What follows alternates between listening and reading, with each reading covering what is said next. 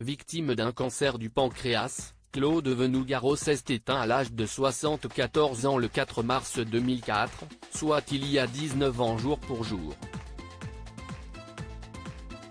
Laissant alors derrière lui sa femme Hélène, une kinésithérapeute qu'il avait rencontrée en mars 1984 à La Réunion. Le coup de foudre fut immédiat entre eux, et ce malgré leur différence d'âge assez importante. On avait 32 ans d'écart, mais cela ne m'a pas effrayé.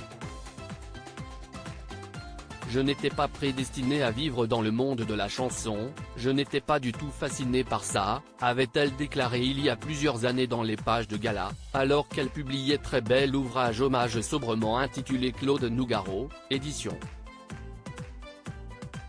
Flammarion, dans lequel elle livre quelques confidences sur l'homme qui a partagé sa vie pendant 20 ans. J'ai grandi à ses côtés. Je suis devenue la femme que je suis, avait-elle poursuivi, avant de le qualifier comme quelqu'un d'égocentrique mais de simple et de profondément humain.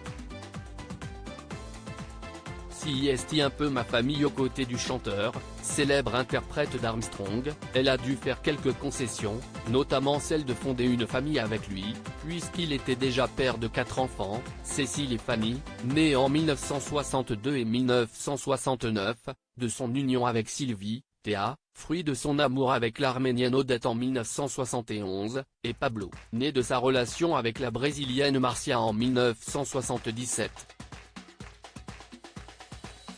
On ne peut pas dire que ce soit un sacrifice.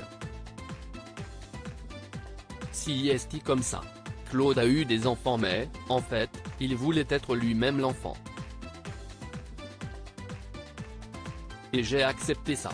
Il aimait bien l'idée du couple, l'idée d'une exclusivité, avait-elle expliqué lors de cette interview accordée à nos confrères.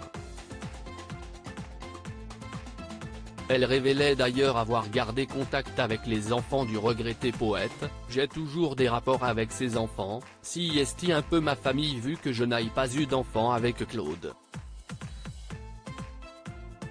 Quand je l'ai connu, ses filles étaient déjà grandes.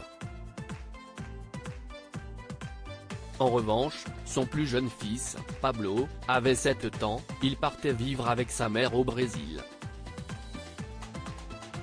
Et en ce qui concerne la disparition de son célèbre amoureux, elle s'était souvenue qu'il n'avait pas peur de la mort.